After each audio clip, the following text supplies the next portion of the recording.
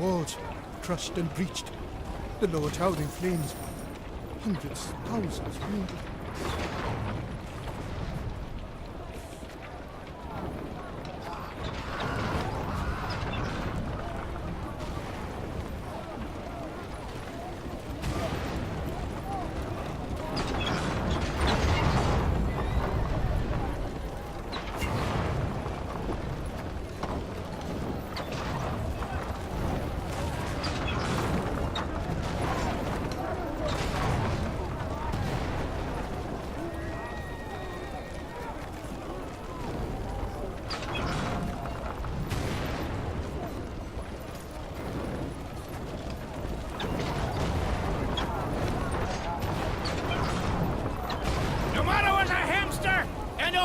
Smelled of elderberries!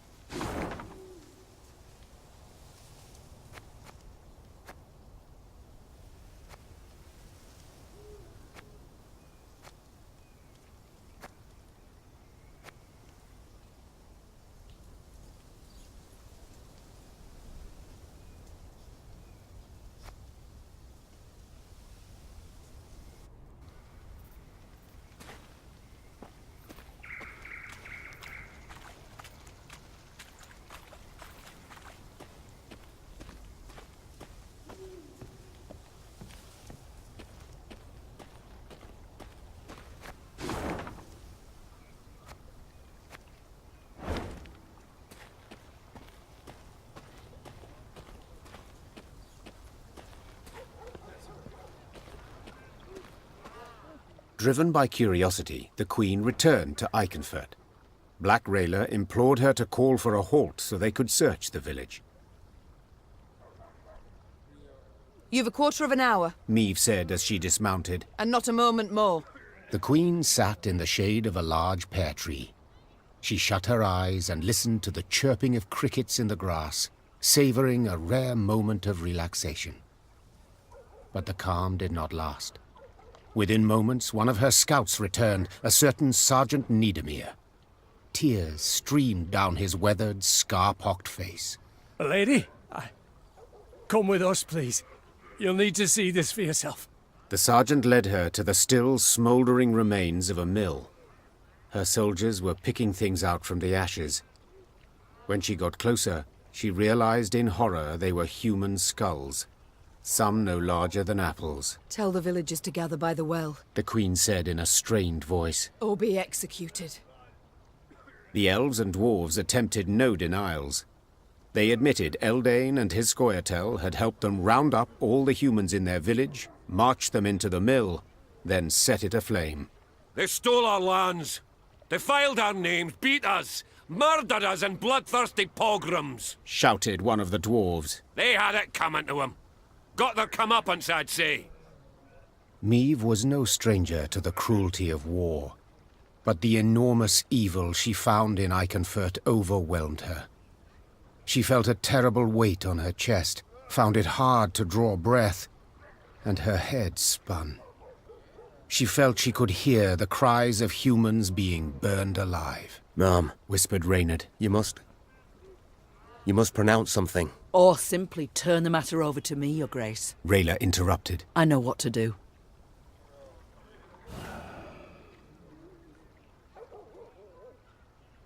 Do as you see fit. Meve said quietly, gaze fixed on the ground. The Queen snapped her reins and rode out of the village. She did not want to witness the bloody massacre of non-humans her soldiers were about to perpetrate. What she had seen at the mill already sufficed to keep her awake for many nights to come.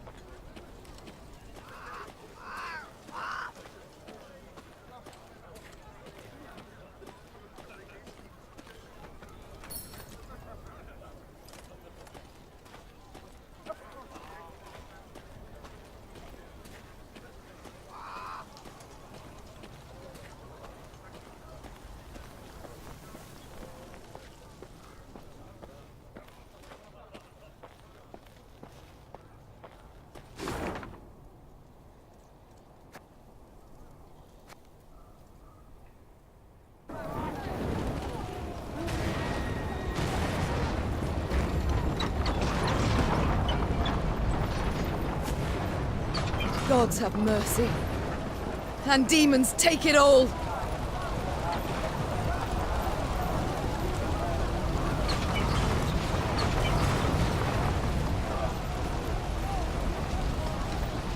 Taking advantage of the confusion, Meve maneuvered her troops to the very walls of the old town.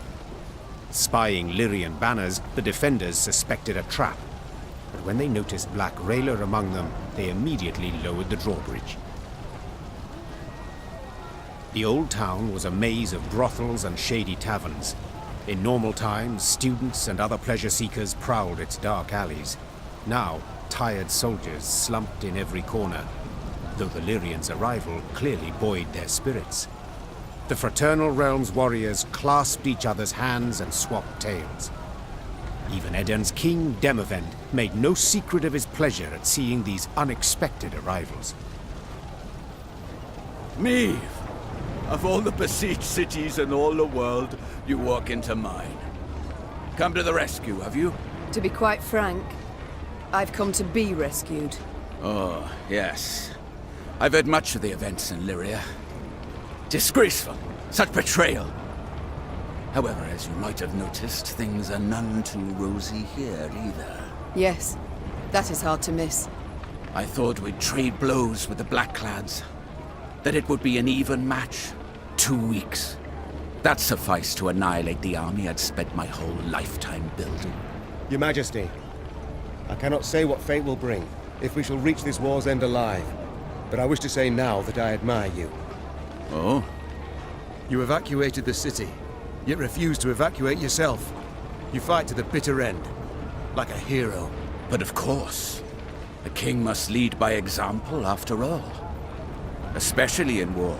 Reynard, that rumbling, you hear it? Studded boots on cobblestones. The Nilfgaardians. Prepare the men for battle. Yes, Your Grace. So, now that we're alone, what's really going on? What? Did you not hear? I'm defending my capital. Like a hero.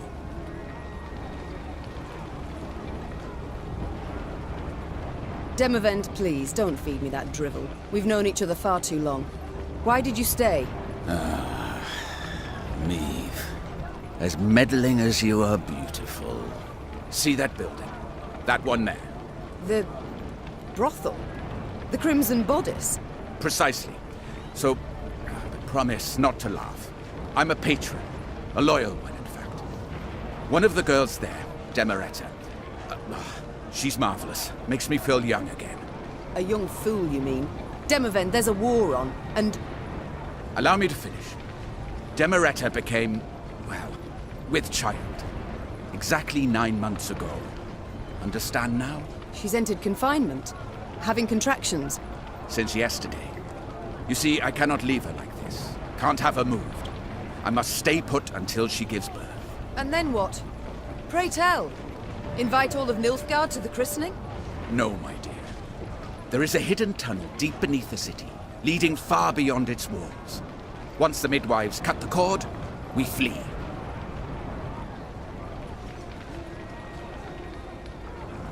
I understand. For one's child, one would do anything. Odd, isn't it? Amusing, even. Midst of a war, my kingdom burning all around. And I'm happy.